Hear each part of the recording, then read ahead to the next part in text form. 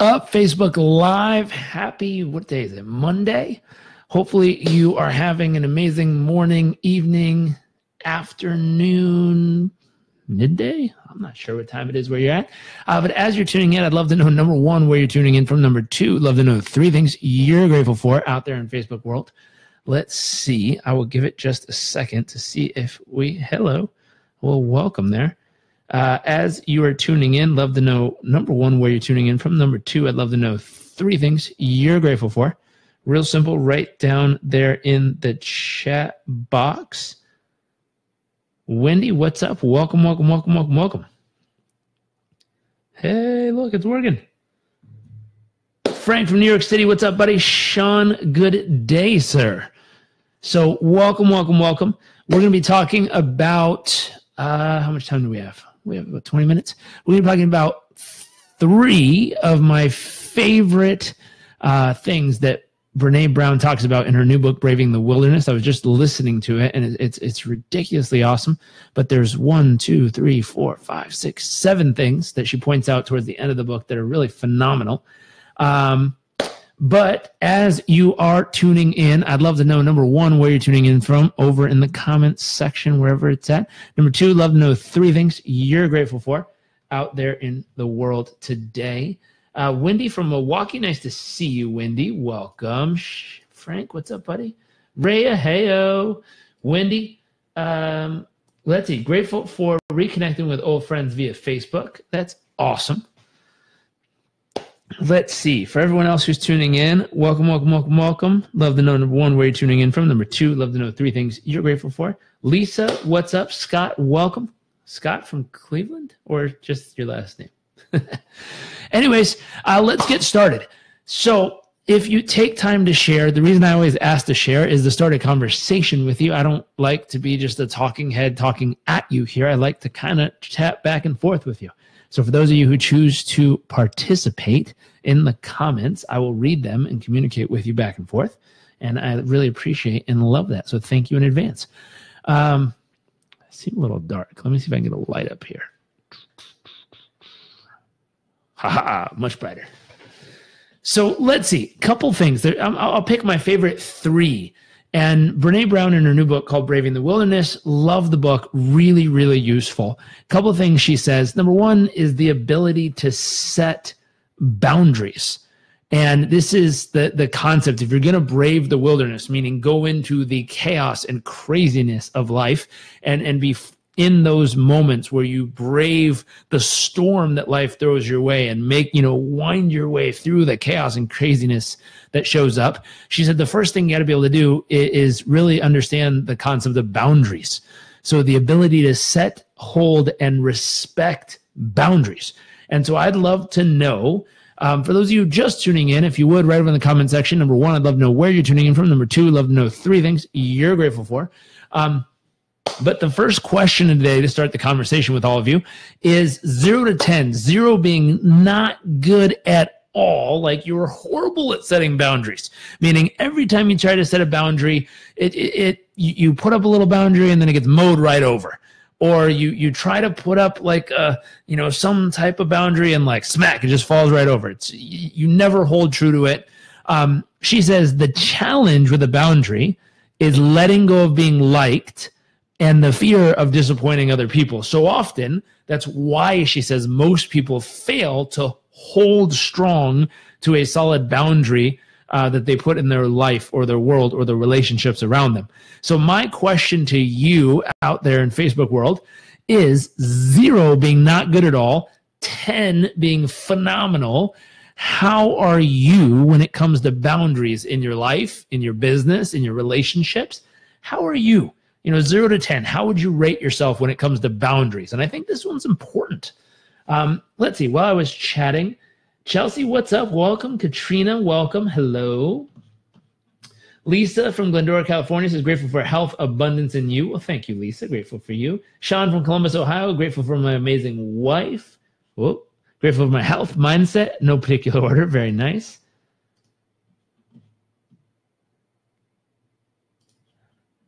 Let's see. Katrina from the UK, grateful for experiences, Wi-Fi, and family. Very nice. So in the conversation of boundaries, for all of you out there tuning in, I'd love to know 0 being not good at all, 10 being absolutely phenomenal. Like you dominated boundaries. You are a rock star. How would you rate yourself at setting, holding, and respecting boundaries? So Lisa gives herself a 6. Katrina says, I'm getting better. Wonderful. So I'm curious. James, welcome, buddy. Wendy says an 8. Very nice. So boundaries. Katrina gives herself a 6. Very nice. Concetta is a rock star. Of course you are. So 0 to 10, how are you at setting, setting, holding, and respecting boundaries? Susan from Stockton, California, grateful for family, curiosity, and grace. Very nice. Lena, what's up, buddy? James says he has a 7. Sean a 7. So at setting, respecting, and what was the other one? Setting, holding, and respecting boundaries. We're seeing 7s. We're seeing 6s, 8s. Very nice. So here's a crazy question. What would have to happen for you out there to improve your strength at setting, respecting, and holding boundaries in your life, in your business, in your intimate relationship, and other areas that matter to you most? So what would have to happen? Just think that through. Just a little adjustment to really strengthen your ability to set, respect, and hold boundaries. And here's a crazy question. Michael says, grateful for growth, awareness, and eyesight. Me too. Very grateful to be able to see. So here's a crazy question. If you were able to better set, hold, and respect boundaries in your life, what benefits do you think people, or let's start with you. What benefits would you experience more of? I realized for me personally, just a little 2 cents, I often get excited and say yes to projects or things where later I scratch my head thinking, how the heck did I get in this position? Like, why are we here? Why are we doing this? And it happens every so often. And so I always laugh. And so this is an area for myself. I probably give myself maybe like a 7. I'm fairly good, but this is an area I could definitely improve on. And so when I thought about it, I said, what would happen in my life if I got better at setting boundaries and better at, holding them, which is the second part, but then also respecting others. And as I thought that through, I said, wow, there'd be a lot more peacefulness in my life because I wouldn't land up doing stuff where I'd land up sitting there thinking, how the heck did I get into this? I'd be sitting somewhere that I absolutely love to be a part of it. I'd be pumped to be there because I would have crossed it off the list if it didn't quite align with the boundaries, if it didn't fit in the structure. And so what other benefits would show up? Well, probably a lot more peaceful, a lot more calm, possibly a lot more fun, doing the things that really fit in instead of just all the things that show up. So there's all kinds of stuff. And I said, honestly, deep down inside, I feel like there would be a deeper certainty that really, truly, I'm on path and aligned and only doing the things that matter to me most, which would mean a lot to me. So I'm like, wow, that would feel good. But then what would it mean to the people around me? Well, it would mean that if I showed up to participate or I was truly a part of something, I really, really, really, with every single pore of my body, would want to be there. So they know that if I'm there, I'm there. There's nowhere else I'd want to be. I'm like, wow, that'd be cool. That'd be a neat experience to be able to share with them so they know with total certainty that I'd be there. Chelsea says, stop living in reaction. It's not quite reaction. It's just bending or justifying an adjustment of a boundary and allowing things to sneak in that don't necessarily need to be there. Now, some of those things I enjoy doing. That's why they get in. People will pop up all the time. Be like, can I have 10 minutes of your time? Can I ask you a question? Can I do something? I'm like, yes. And I'll try to squeeze it in between a run, working out, lifting, the office, and something else, just to squeeze those little things in. And those little moments mean a lot to me because it's my way of kind of sharing or helping others. At the same time, if there were stronger boundaries, I'd have a little bit more peace in between stuff that I'm doing every day. So that's number 1. Where are you with boundaries and what has to happen for you to get better at that? Number 2, let's see. Let me pick. Ooh, this is an interesting one.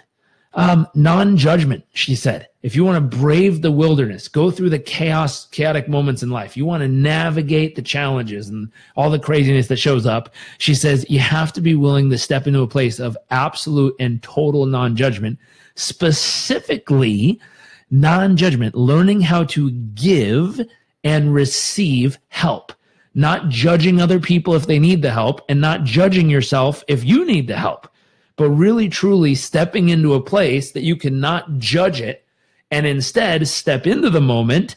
And she says the challenge in this is for those people who like to help everybody all the time, everywhere. Also the non-judgment of someone saying, no, I don't need your help right now. Be like, okay, even if they're struggling, but being willing to not judge and just be present.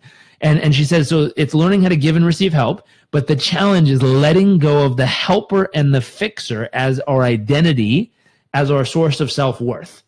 Because if you want to be involved with a project, be involved with a group, be involved with a relationship, in order to be that non-judgment side of yourself, not to judge yourself, to just let go of trying to help everything, fix everything, be everything to everybody, and instead being willing to just be and allow things to naturally unfold.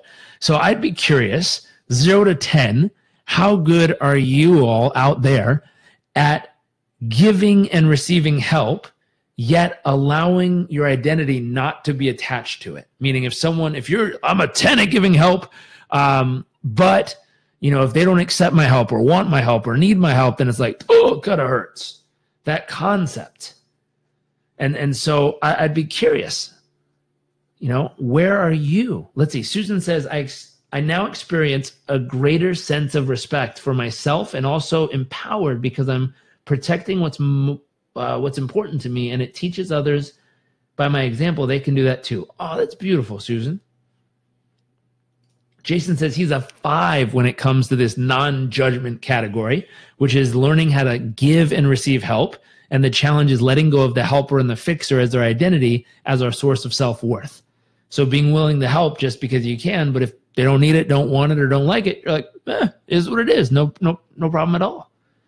So 0 to 10, where are you in this area? The ability to give and receive help and not being attached, not allowing your identity to be attached to the helper or the fixer as your identity. Instead, giving the give and just kind of enjoying being there. Let's see. Sean says an 8. Now, I'll give my own little personal 2 cents of what happened in this one. Let's see. Chelsea says, my life is so much more calming when I'm not stressing on what others should be doing, living my own path, not very good at accepting or asking for help, something I'm working on. Okay. Giving help, wanting to help, not great at asking for it. Ooh, okay. Michael says an 8. So I'll give you my 2 cents in this category. I like to help people, in case y'all didn't notice. And one thing I've learned over the years is I tend to want to jump in everywhere and try to lend a hand. I'll be a keynote speaker at an event and I'll see that the chairs aren't lined up properly and I'll go, okay, and walk out the curtain and start dragging chairs around and putting stuff in order. And why not? If I can help, I'll show up and do it. I'll cross paths with someone, beautiful person who's listening or watching one of these, and they have questions and they have struggles and they have stuff that's going on, and they'll be like, hey, can I talk to you for a few minutes about this? I'm like, sure, why not? And I'll just call them and talk with them and help them get stuff back together. And what's interesting, the drive to want to help and the ability to help is awesome. Letting go of that feeling inside like I need to help for some reason was a true gift. And there was a lot of freedom involved with that. I remember I asked my dad a long time ago, I said, if there's one piece of advice you could give your younger self in this space, in this field of helping others, what would you tell yourself 20 years ago from what you know now? And he says, if I were to pass down one piece of advice, he said, I'd tell you, and I would tell myself, it's not your job to help everybody. You don't have to. And I remember like, that's weird. Like, didn't see that coming. Thought there was a different piece of advice waiting for me in there. But I was laughing and I thought about it. And I was like, wow, it's okay. And something Jason's putting in the comments here, create a culture of fixing people's problems instead of empowering or teaching them how to work it out themselves. And so there was a second layer of experience that showed up, which is, whoa, problems are really a gift because it helps people get freaking stronger in those moments. It helps people figure out how to handle that kind of challenge, how to get through those moments, how to hit a brick wall and then have to figure out how to go above it, below it, around it, through it, whatever. And Jason, you're spot on. There's so many people that are trying to avoid the problem or fix the problem or get around the problem or not have to deal with it or run away from it or do all this other crap. And what's interesting, that little 2 cents of the ability to give and receive help, because sometimes you, boom, hit a brick wall and you need help. You're like, dude, that hurt. I'm on my face. I don't know what to do. And that's a struggling moment. And the ability for people to just raise their hand and be like, yo, I need a little assistance with this one. Like, I hit a brick wall. I need some help. And so Michael's saying giving without judgment. So, hey, we all hit walls. No big deal. Here you go. Let me help you out. And it's really, and this is still a challenge, figuring out when is the time to jump in and help fix it. And when is the time to really just step back and go, hey, problems are cool. It's totally fine to do that. Like, you lost all your money, lost all your stuff, no big deal. Let's learn from it. I'll support you emotionally and I'll be here with you. And if you need food or something, I can help get you, a little bit of a jump start. But past that, let me help figure out what tools you need, what skills you need, what things you need in here and up here that'll get you through this situation so that you learn how to do it now and never have to land up here again because you know your way through it. And so sometimes those brick walls, Curtis, what's up, buddy? Welcome. Sometimes those brick walls are some of the greatest gifts you'll ever face because hitting it causes you to have to rethink. Now, in that moment, asking for help can be like, hey, can you just listen to me right now? Can you help me sort through the ideas? Can you help me come up with a plan? Can you help me, figure this shit out so that I can get focused and get moving again and go make some magic happen?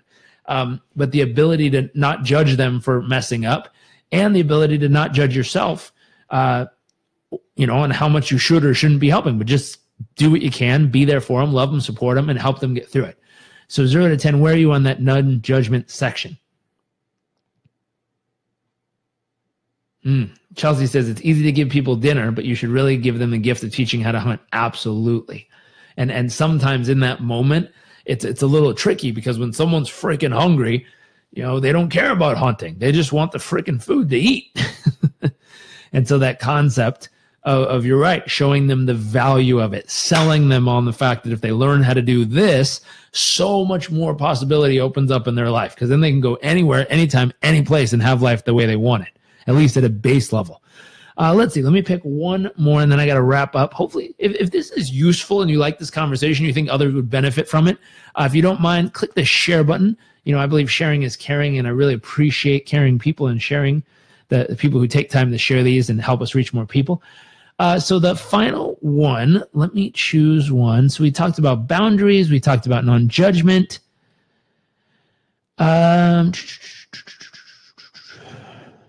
So this one's fun. I'll end on this one. So accountability, learning how to step up and be accountable, to take responsibility and issue meaningful apologies when we are wrong or when we don't follow through.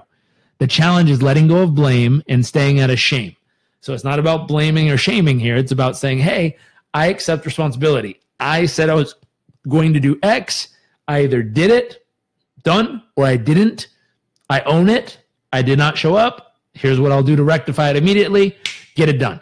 So as far as accountability, self-accountability, 0 to 10, where are you when it comes to accountability? Now, this is interesting because a big part of what we do in one-on-one performance coaching is adding accountability to our clients' lives.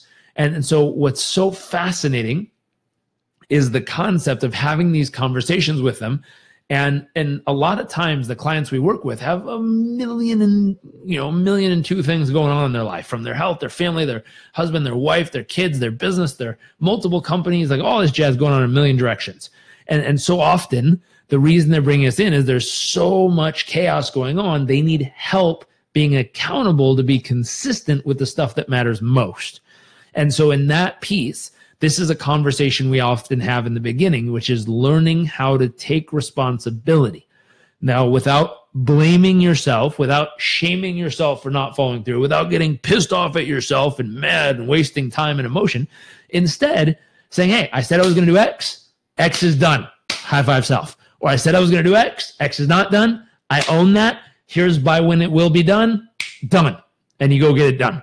And so the ability to live in that space of absolute accountability changes everything. Meaning, we do not get to the moment you said you were going to get X done and you go, well, you see, the thing was my kid and then my business and then traffic and the weather and blah, blah, blah, blah, blah. You don't blame it. You don't, you just take accountability. No matter what happened around me, I either chose to do it or I chose not to. And by choosing to do it or choosing not to, here's the result that showed up.